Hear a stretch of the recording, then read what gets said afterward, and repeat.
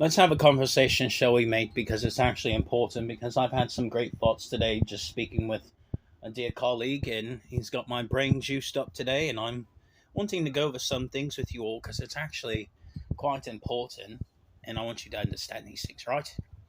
In 1942 was the foundation of the global financial system, right? And that was done at the Wehrmacht of June 22nd, right? And that was between the Soviet Ukrainians, right? And which are Khazar Jews, which were represented by that area in Israel, the Chabad Lubavitch Jews, which are the old Russian billionaires and trillionaires, right?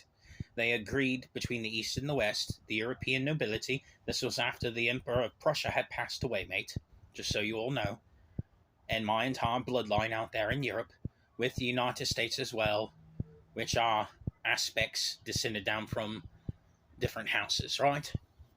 We made an agreement upon that day for the global financial system. The global financial system since then has occurred $1.67 quintillion in total debt out of everybody's banks and accounts worldwide, the entire books. That's how much debt has been incurred since 1942, and we are going 80 plus years since the beginning of that time. I want you to understand those things. This is an 80 plus year financial system that's been going on. The entire Earth is worth $5 quadrillion. There's no purpose in doing a great reset. It's not even economically valuable to reset the value of the Earth comparative to the debt. That's unfortunate, right?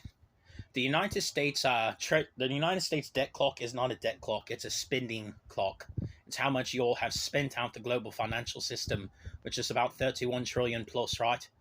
But in truth, the amount of money that has been left in the global financial system that's in all the private accounts that are sealed away, that are off balances and everything else, is a total of $33.4 quadrillion, right? In real life, mate. That's how much money there is. So what am I talking about? I'm bringing up the global financial system today as a holistic solution for poverty. And what are you talking about? Well, there's absolutely no reason that people who are homeless should ever have or be without a home.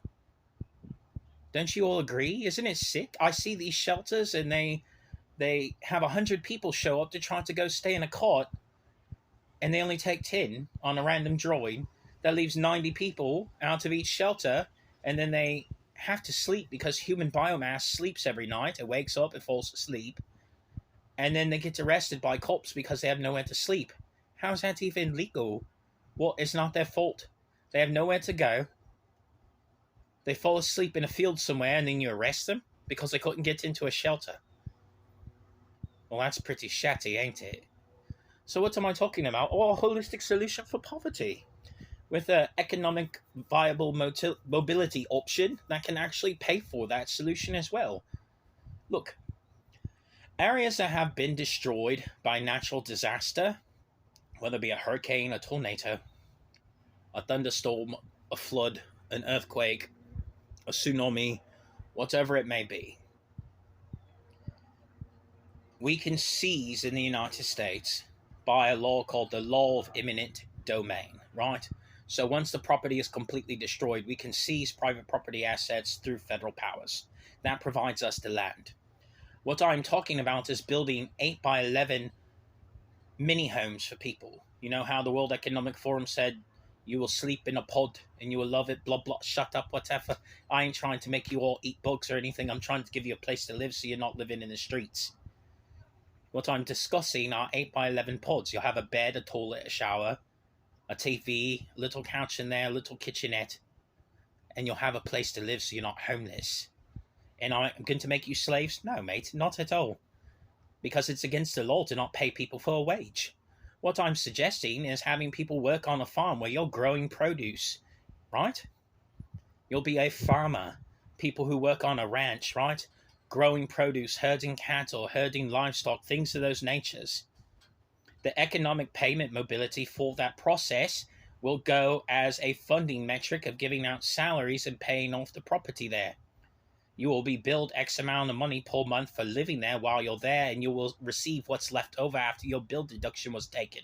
You will only be able to stay in the program for a certain amount of time before you have enough money saved up into your pocket for a work re-entry program to actually move back into the cities.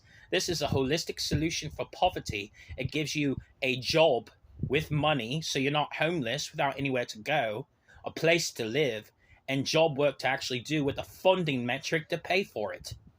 This is how we fix poverty in real life.